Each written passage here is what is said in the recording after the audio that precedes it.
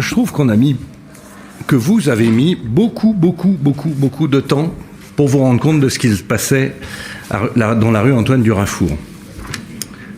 Je me souviens que j'ai été élu en 2014 et jusqu'en 2020 avec Stéphanie Moreau qui habitait, et qui habite encore, d'ailleurs qui a encore son appartement, rue Antoine Durafour, enfin dans une rue perpendiculaire, et qui a souvent soulevé la question, aussi bien en conseil de quartier qu'en conseil municipal. Ce que je voudrais dire, c'est qu'un certain nombre d'interdictions qui ont été prises par vous-même, d'ailleurs, il y a très peu de temps, auraient pu l'être depuis bien plus longtemps, et l'avaient été dans les villes écolos. Je pense au commerce de certains produits, je pense aux heures d'ouverture de certains produits. Donc, il y a des solutions.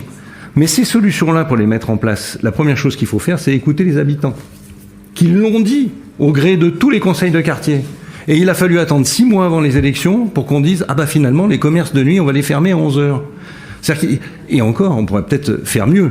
Donc, posons-nous les questions, mais pas au dernier moment, à la veille des municipales. Il faut se les poser tout au long des mandats, quand les habitants viennent communiquer, et viennent poser des questions, et viennent proposer des choses.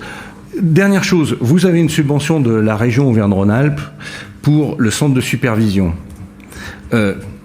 Grand bien lui fasse qu'elle nous donne cette subvention, mais la région Auvergne-Rhône-Alpes s'est souvent servie de ces caméras pour parfois distribuer les bons points, parfois distribuer les mauvais points. Et je me rappelle quand le président de la région avait dit « Dorénavant, je vais sécuriser toutes les écoles de France et de Navarre, non pardon, d'Auvergne et de Rhône-Alpes, en mettant une caméra devant chaque école. » Et qu'il avait pris en exemple, toujours aussi sympathique pour Saint-Étienne, il avait pris en exemple une école stéphanoise et l'école Jules Ferry.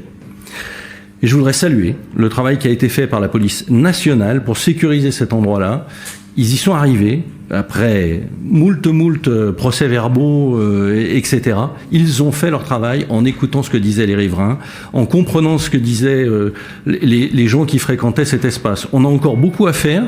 Je vous avais proposé quelque chose, c'était de réfléchir au logement, à la façon dont, enfin au logement, c'est-à-dire à la façon dont les personnes qui vendent, pour toutes les marques qui vendent, comment je dirais, avec livraison en mobilette, il fallait se poser, et en trottinette et en vélo électrique, il fallait se poser la question de comment on les accueille dans la ville.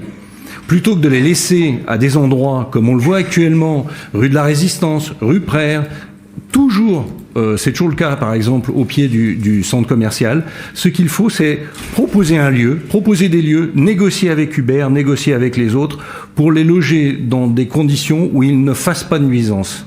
Vous nous avez refusé quand on a fait la proposition, il est temps un jour ou l'autre d'y travailler. Ce n'est pas uniquement par un centre de supervision qu'on résolvera les problèmes, c'est en ayant une politique globale sur la sécurité urbaine.